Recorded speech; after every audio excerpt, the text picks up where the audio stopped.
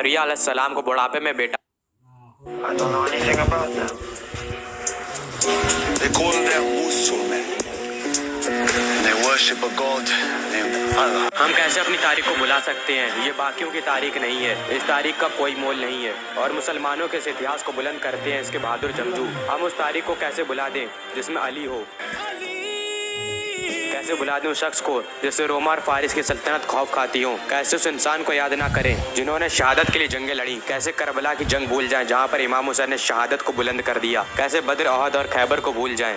मुसलमानों, ये हमारी तारीख है। कैसे उस शख्स को भुला दें जिसने बैतुल मुकद्दस फतह किया, जिसके रोगो दलदले से पूरा आलम कांपता था? संभल जाओ मुसलमानों, संभल जाने का वक्त आया। बहुत सोए हुए हो तुम, अब होश में आने का वक्त आया। जला डाली थी कश्तियां तुमने एंदुलस के साहिल पर। मुसलमानों, फिर से वही तारीख दोहराने का वक्त आया। अल्लाह ने बगैर माँ बाप के हज़रत आदम अलैहिस्सलाम को पैदा किया। हज़रत इब्राहीम अलैहिस्सलाम को 40 दिन आग में महफूज रखा। हज़रत इस्माइल अलैहिस्सलाम को खंजर की धार से बचाया और आब जमजम को अता किया। हज़रत यूनुस अलैहिस्सलाम को 40 दिन मछली के पेट में जिंदा रखा। हज़रत जकरिया अलैहिस्सलाम को बुढ़ापे में बेटा अता किया। हज़रत दाऊद अलैहिस्सलाम के लिए लोहे को मोम बना दिया। हज़रत सुलेमान अलैहिस्सलाम को दुनिया जहान की दौलत और हुकूमत से नवाजा। हज़रत यूसुफ अलैहिस्सलाम को गुलामी की जिंदगी में जेल भेजा और उसी मुल्क का बादशाह बनाया। हज़रत ईसा अलैहिस्सलाम को लोगों को जिंदा करने का मौज़ा दिया और रसूल अल्लाह के लिए चांद के 2 टुकड़े कर दिए और अपने नाम के साथ रसूल अल्लाह का नाम जोड़ दिया। ला इलाहा इल्लल्लाह मुहम्मदन रसूल अल्लाह।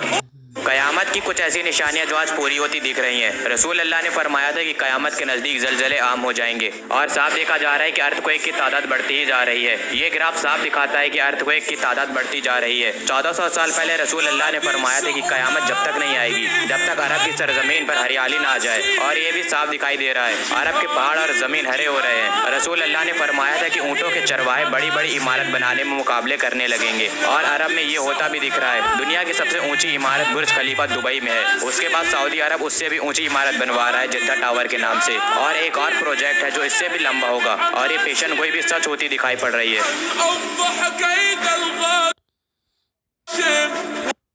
कयामत की स्पेन के म्यूजियम में स्टैचू रखा हुआ है जहाँ पर दिखाया गया है कि मुसलमान सजदे में है। उसके ऊपर ईसाई बैठा हुआ है और ईसाई के कंधे पर यहूदी है। यहूदी स्टैचू को देखने आते और बहुत खुश होते। एक दिन एक यहूदी से देखने आया और देखकर बहुत खुश हुआ, लेकिन कुछ देर देखने के बाद वो चीखने लगा और म्यूजियम अथॉरिटी से कहने लगा कि फौरन इस स्टैचू को हटा दो। वो हैरान हुए कि एक यहूदी ऐसा कह रहा है क्योंकि इस पुतले में सबसे ऊपर यहूदी खड़ा हुआ है। उस यहूदी ने कहा कि तुम इस स्टैचू का दूसरा रुख नहीं समझ पा रहे हो। अगर इस सजदे में जो मुसलमान है वो उड़ गया तो यहूदी और ईसाई दोनों ही गिरेंगे। खिलाफत अब्बासिया इस्लाम की तीसरी खिलाफत थी और एक बहुत ही ताकतवर सल्तनत थी। अपने वक्त में ये सल्तनत 150 सालों तक दुनिया की सुपर पावर रही। इस खिलाफत के पहले खलीफा अल सफ़ा थे। इस सल्तनत की राजधानी कूफा, अनबर, बगदाद और कायरो थी। इस सल्तनत में अरब और अफ्रीका का एक बड़ा हिस्सा आया करता था। यहाँ तक कि इल्म के मैदान में भी इस सल्तनत ने एक अहम किरदार अदा किया। खिलाफत अब्बासिया के वक्त में बगदाद इल्म का सेंटर बन गया था। अल तुसी और अल खवारिज़मी जैसे बड़े बड़े आलिम इसी सल्तनत से ताल्लुक़ रखते थे। इस दौर को इस्लाम के सुनहरे दौर के तौर पे जाना जाता है। इस सल्तनत का एरिया 1 करोड़ स्क्वायर किलोमीटर था। इंशाअल्लाह ये दौर फिर से कायम होगा।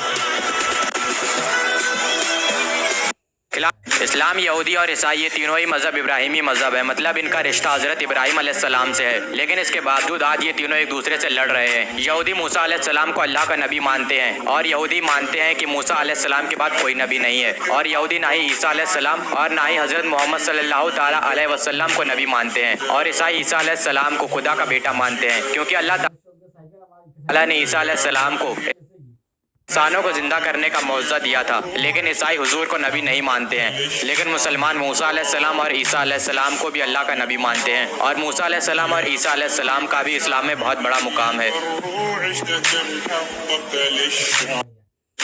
ये हिंदुस्तान की 3 सबसे बड़ी मुस्लिम सल्तनत जिसमें तीसरा नंबर खिलजी सल्तनत का है। इस सल्तनत ने हिंदुस्तान के एक बड़े हिस्से पर शान से हुकूमत की। इसके पहले हुक्मरान जलालुद्दीन फिरोज खिलजी थे और इस सल्तनत में आज का हिंदुस्तान और पाकिस्तान का एक बहुत बड़ा हिस्सा आया करता था। नंबर 2 तुगलक सल्तनत जो लगभग 32 लाख किलोमीटर के एरिया में फैली हुई थी और इसमें आज के वक्त के हिंदुस्तान, पाकिस्तान और बांग्लादेश का एक बड़ा हिस्सा आया करता था। और नंबर 1 पर जो सल्तनत है उसका नाम हिंदुस्तान का बच्चा बच्चा जानता है, और वो है सल्तनत मुगलिया जो कि 40 लाख किलोमीटर के एरिया में फैली हुई थी, और इसमें आज के वक्त का हिंदुस्तान, पाकिस्तान, अफगानिस्तान और बांग्लादेश आया करता था।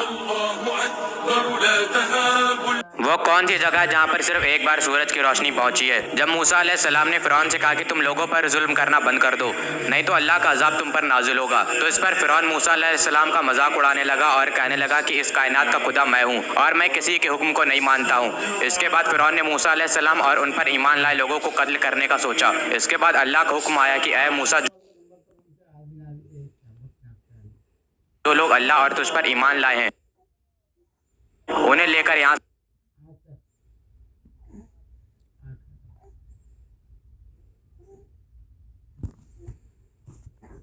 से निकल जा। मूसा अलैहिस्सलाम दरियाए नील के पास पहुंचे और फिरौन अपनी फौज के साथ उनके पीछे पड़ा हुआ था। जब अल्लाह के हुक्म से मूसा अलैहिस्सलाम ने अपनी लाठी दरियाए नील पर मारी तो वहां रास्ता बन गया और मूसा अलैहिस्सलाम और उनके साथियों ने दरियाए नील को पार कर लिया। लेकिन जब फिरौन दरियाए नील को पार करने चला तो अल्लाह के हुक्म से वो दरिया मिल गया और फिरौन और उसकी सारी फौज डूबकर मारी गई। और दरियाए नील ही वो जगह है जहाँ पर सूरज की रोशनी सिर्फ एक बार पहुंची है।